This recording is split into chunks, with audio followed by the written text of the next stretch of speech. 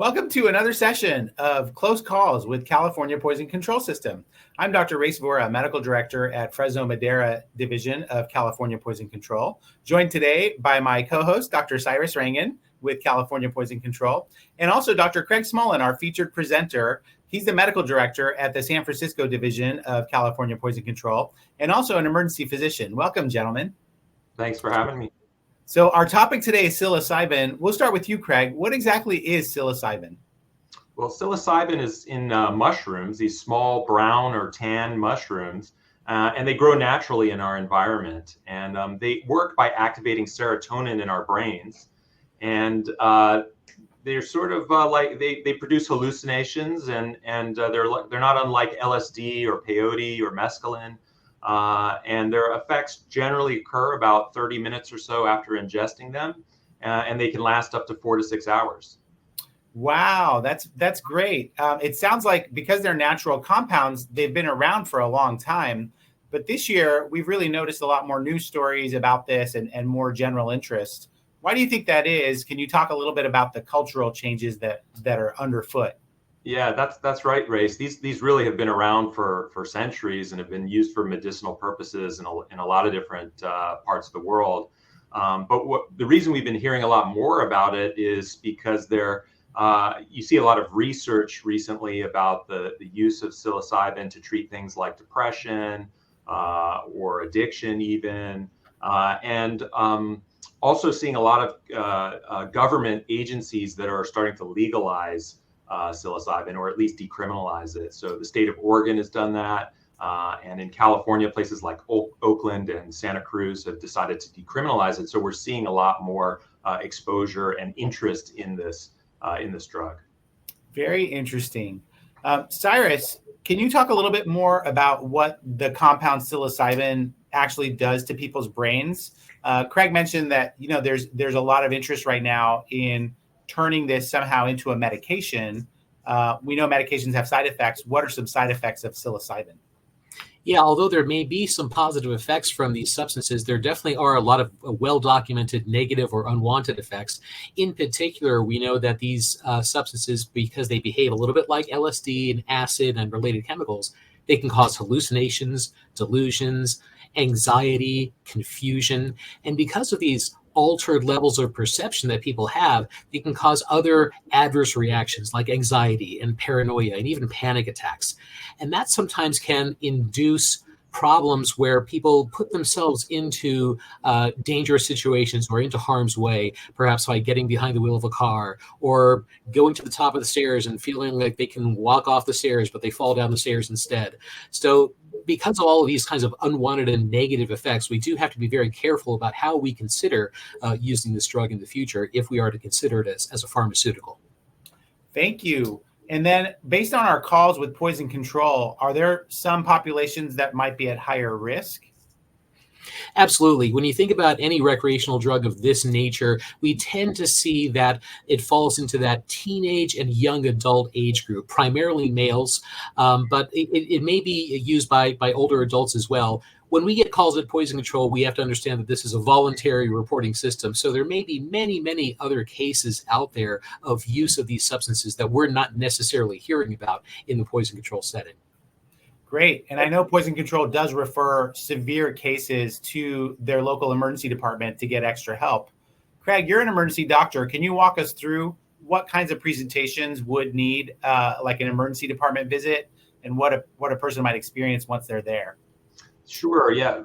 Like with any drug, there's a spectrum of presentations depending on, the dose that someone has ingested. But on the minor end, it might just be some symptoms of stomach upset, some nausea, some vomiting, which can be pretty easily treated in an emergency department. But on the other end of the spectrum, as Dr. Rangan was saying, if someone comes in and they're wildly agitated or they have, big dilated pupils, their heart's racing fast, they really are confused and can't really have their behavior is really out of control. We may have to either restrain them or give them medications to help calm them.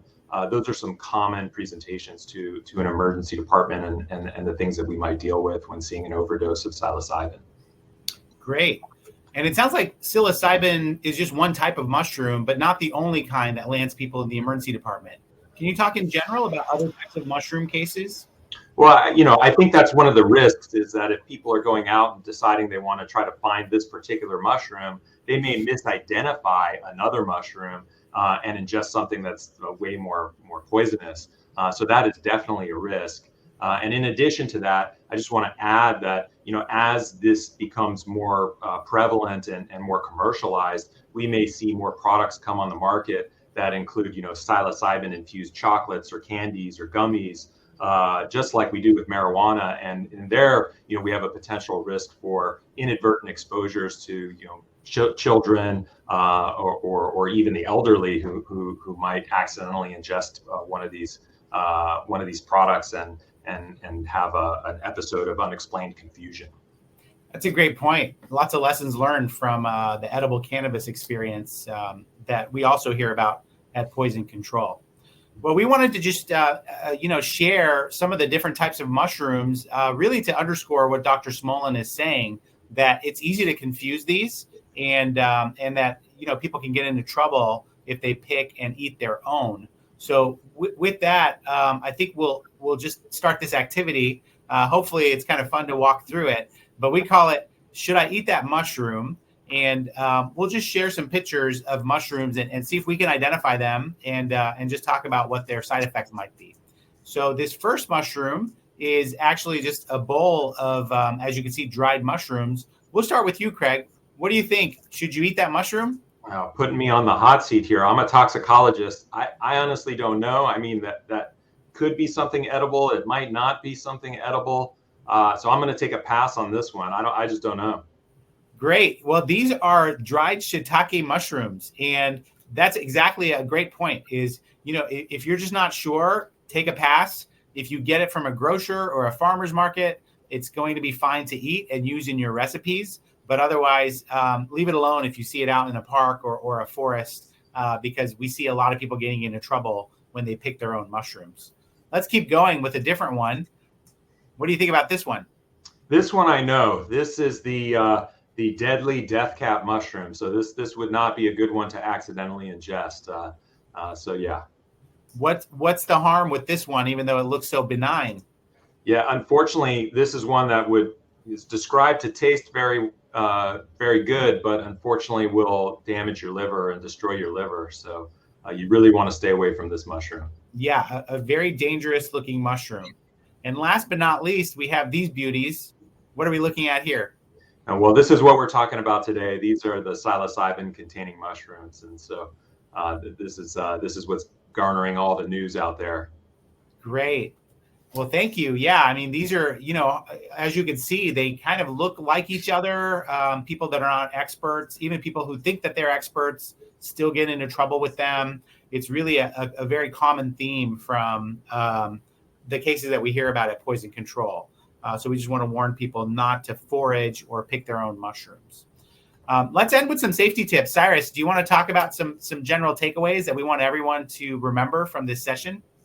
Sure. Just as we've been talking about, only eat mushrooms that you get from the supermarket. Never go out in the wild and pick mushrooms on your own. Both edible and poisonous mushrooms can look alike. And just because a mushroom tastes good, it doesn't mean that it's not poisonous. So only get mushrooms from the supermarket setting. And in addition to that, always realize that, when you consider something like psilocybin that could have some positive uses, it does have the potential to cause very, very serious symptoms and should really only be used under medical supervision if used at all. That's wonderful. And as always, you can call the Poison Control Hotline. Our staff are standing by to answer your questions. It's a toll-free number that's shown on the crawl at the bottom of the screen. So please program that into your phone and call us with questions about mushrooms, toxic plants, or really any other poisonous questions that you might have. We're ready to help you. I want to just have a big show of appreciation for Dr. Craig Smolin and Dr. Cyrus Rangan on this edition of Close Calls with Poison Control. And I hope everyone has a safe and happy National Poison Prevention Week. Thank you. Thanks so much, Race.